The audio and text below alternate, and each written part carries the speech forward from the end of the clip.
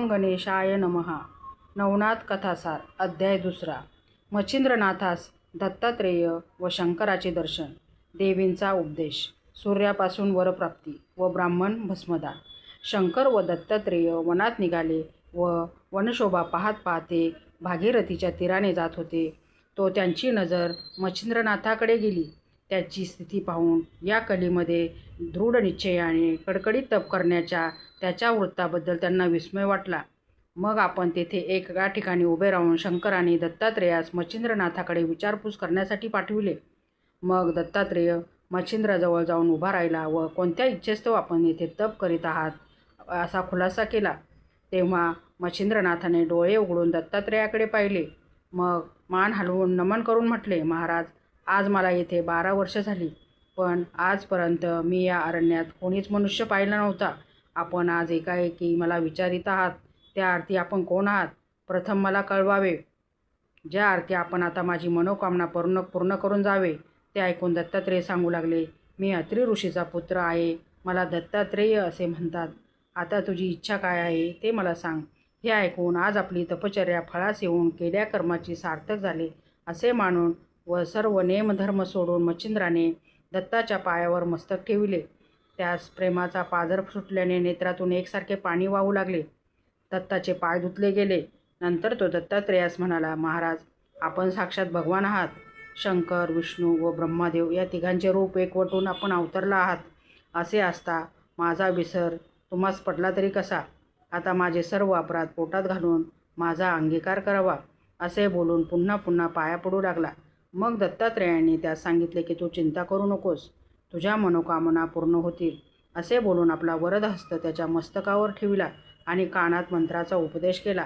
मच्छिंद्रनाथाचे अज्ञान तात्काळ निघून गेले व तत्क्षणीच सर्व चराचर ब्रह्मामय दिसू लागले. मग शंकर व विष्णू कोठे आहेत ते मला सांग, असे दत्तात्रेयाने त्यास विचारल्यावर त्याने उत्तर दिले की ईश्वरा वाचून मला दुसरे काही दिसत नाही. सर्व ठिकाणी ईश्वराची व्याप्ती आहे.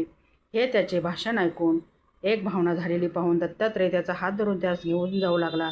मग हा पूर्वीचा कविनारायण असे जाणून शंकराने मच्छिंद्रनाथास पोटाशी धरले आणि त्याचकडून सकल सिद्धीचा अभ्यास करविण्याची दत्तात्रेयास सूचना केली. मग दत्तात्रेयाने त्या सर्व विद्याचा मंत्रोपदेश केला आणि नाथ संप्रदाय निर्माण करून दत्तात्रेय व शंकर निघून गेले. मग मच्छिंद्रनाथही तीर्थयात्रा करावयास निघाला. मच्छिंद्रनाथ तीर्थयात्रा करीत करीत सप्तशृंगीस गेला. तेथे त्याने भक्तिपूर्वक अंबेचे दर्शन घेतले व त्या समयी साबरी विद्या आपणास पूर्ण अवगत होऊन त्यावर कविता करावी असे त्याच्या मनात येऊन गेले. या कवित्वाच्या योगाने लोकांना पुष्कळ फायदा होईल अशी त्याची कल्पना होती. परंतु दैवत अनुकूल झाल्या वाचून कार्यसिद्धी व्हावायची नाही अशी मनात शंका आली. मग त्याने अंबे सानिध्य 7 दिवसपर्यंत अनुष्ठान केले. तेव्हा अंबा प्रसन्न झाली व कोणता हेतू मनात धरून तू हे अनुष्ठान करीत आहेस ते मला सांग म्हणून म्हणाली. त्याने सांगितले की मातोश्री, साबरी विद्येवर कवित्व करायचे माझ्या मनात आले आहे, तरी माझा हेतू पूर्ण होण्यासाठी मला उपाय सांगावा. मच्छिंद्रनाथाचा असा मनोदय जाणून तुझे मनोरथ पूर्ण होतील असा देवीने त्यास आशीर्वाद दिला. मग त्याच्या हातात हात घालून ती त्यास मार्तंड पर्वतावर घेऊन गेली. तेथे एक मोठा वृक्ष होता. तेथे मंत्रोक्त हवन केल्यावर वृक्ष सुवर्णासारखा दैदिप्यमान असा त्यास दिसू लागला. तसेच झाडाच्या फांद्यावर नाना दैवते बसली होती असेही त्यास दिसू लागले. असा चमत्कार अंबिकेने त्यास दाखविला. ती सर्व दैवते मच्छिंद्रनाथाकडे पाहत होती, पण बोलत चालत नव्हती. नंतर अंबेने त्यास सांगितले की तू आता येथून ब्रह्मागिरीच्या जवळच अंजन पर्वत आहे, त्यावर महाकालीचे स्थान आहे. तेथे जाऊन भगवतीला नमस्कार कर. तेथून दक्षिणेकडे नदीवर जा. तेथे उदकाने भरलेली श्वेतकुंडे दिसतील. त्यातील शुक्ववेल तोडून एक कुंडात टाक. ती कुंडे 100 आहेत, पण ज्या ज्या कुंडात तो वेल सजीव दिसेल त्यात स्नान करून उदक प्राशन कर. त्या योगाने तुला मूर्छा होऊ लागल्यास 12 आदित्य स्मरून जप करावा, म्हणजे पुढचा मार्ग दिसेल. नंतर काचेच्या कोपीत तेथील उदक घेऊन 12 आदित्यांचे नामस्मरण करीत वृक्षास घालावे, म्हणजे सर्व दैवते प्रसन्न होऊन वरदान देतील. हा कार्यभाग एका खेपेस न झाला तर 6 महिन्यापर्यंत अशाच खेपा घालून करावा. दर खेपेस एक एक दैवत प्रसन्न होईल असे सांगून देवी आपल्या स्थानी गेली. पुढे मच्छिंद्रनाथ अंजन पर्वतावर गेला. तेथे त्याने महाकाळीचे दर्शन घेतले. शुक्ल वेल घेऊन कुंडे पाहावयास लागला. इतक्यात देवीने सांगितल्याप्रमाणे 100 कुंडे त्याच्या पाण्यात आली. त्यात त्याने शुक्ल वेल टाकला. पुन्हा परत येऊन पाहू लागला. तो आदित्य नामक कुंडात टाकलेल्या वेलास पाने आलेली दिसली. मग त्याने त्यात स्नान केले व उदक प्राशन करिता त्यास मूर्छा आली. म्हणून त्याने देवीच्या सांगण्याप्रमाणे 12 आदित्यांच्या नामस्मरणाचा जप चालविला. इतक्यात सूर्याने त्याच्याजवळ जाऊन कृपादृष्टीने पाहून त्यास सावध केले आणि मस्तकावर हात ठेवून तुझे सकल मनोरथ पूर्ण होतील म्हणून वर दिला. सूर्याने वरदान दिल्यानंतर मच्छिंद्रनाथच काचेची कुपी पाण्याने भरून घेऊन मार्तंड पर्वतावर गेला व त्या मोठ्या अश्वत्थ वृक्षाच्या पाया पडला. सूर्याचे स्मरण करून ते उदक घालतात तिथे सूर्य प्रसन्न झाला आणि काय हेतू आहे म्हणून विचारले. तेव्हा त्याने सांगितलं की कविता करावी असे माझ्या मनात आहे. सहाय्यभूत होऊन मंत्रविद्या सफळ करावी. मग सूर्य त्याचे हेतू पूर्ण करण्यासाठी त्या सर्वस्वी सहाय्यभूत झाला. याप्रमाणे मच्छिंद्रनाथाने 7 महिने ये जा करून सारी दैवते प्रसन्न करून घेतली आणि साबरी विद्येचा एक स्वतंत्र ग्रंथ रचून तयार केला. मच्छिंद्रनाथ तीर्थयात्रा करीत फिरत असता बंगल्यात चंद्रगिरी गावास गेला. तेथे सुराज नावाचा एक ब्राह्मण होता.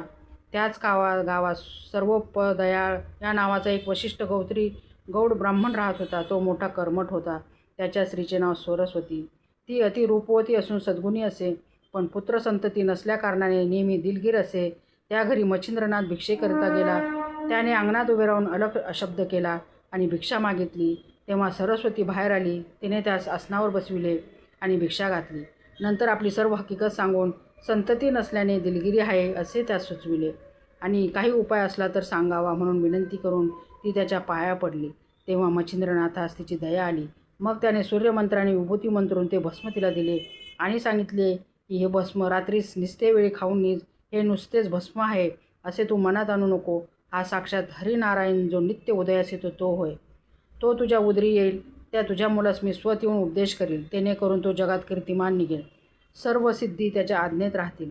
असे बोलून मच्छिंद्रनाथ जाण्यासाठी उठले असता तुम्ही पुन्हा परत कधी याल म्हणून तिने त्यास विचारले. तेव्हा मी 12 वर्षांनी परत येईल. मुलास उपदेश करीन असे सांगून मच्छिंद्रनाथ निघून गेला. सरस्वतीबाईस भस्म मिळाल्यामुळे अत्यंत हर्ष झाला होता. ती राख तिने आपल्या पदरास बांधून ठेवली. मग ती आनंदाने शेजारणीकडे बसावयास गेली. तेथे दुसऱ्याच्याही 5-7 बायका आल्या होत्या व संसारासंबंधी त्यांच्या गोष्टी चालल्या होत्या. त्यावेळी तिने आपल्या घरी घडलेला सर्व वृत्तांत त्या सांगितला आणि त्या कानफोड्या बाबाने सांगितल्याप्रमाणे ती भस्म शेणात खाल्ली असता मला पुत्र होईल काय म्हणून विचारले. तेव्हा एक जणीने तिला सांगितलं की त्यात काय आहे, असल्या धुळीने का पोरे होतात. तू अशी कशी त्यांच्या नादी लागलीस कोण जाणे. आम्हाला हे चिन्ह नीट दिसत नाही. अशा तऱ्हेने त्या बायाने तिच्या मनात किंतु भरवल्यामुळे ती हिरमुसली तोंड करून आपल्या घरी गेली व गोठ्याजवळ केरकचरा व शेण वगैरे टाकण्याची जी खाच होती त्या उकिड्यात तिने ते भस्म टाकून दिले.